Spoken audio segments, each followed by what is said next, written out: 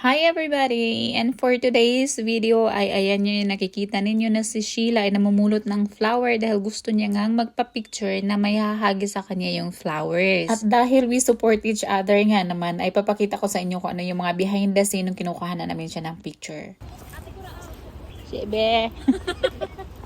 Asa man ako ihagbong? Sa kuwang no. Dili ka mulay-ulay ka kanalan, dili ka makuha kita. Out of picture ka. Sige, ana ron ako. Ing na ko ihagisan ako, mamunit na punta.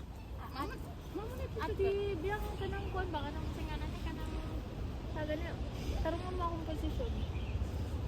69 si tarong. Good position. Yummy. Ice cream yummy. Tasty. Okay. Food. Taysa. Murang kong baligid, madalaw sa smog ko. Saan ang kamay ko? Saan ang kamay ko? Ana. Ing na ha, ing na ko. Di man ni makita. Sa man gusto ni buhaton. Gina? Bukidat. Hagis.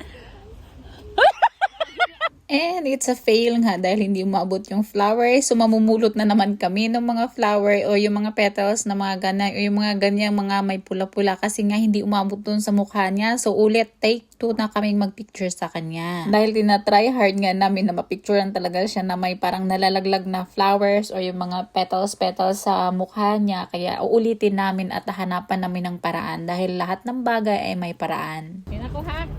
Sige na. Labay. Wala yun.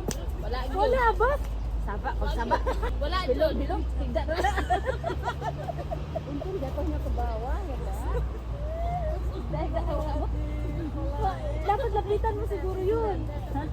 O dun sa ulo. Sa ulo ko lang. Makita man ko kung nag-itsa-itsa sino ha.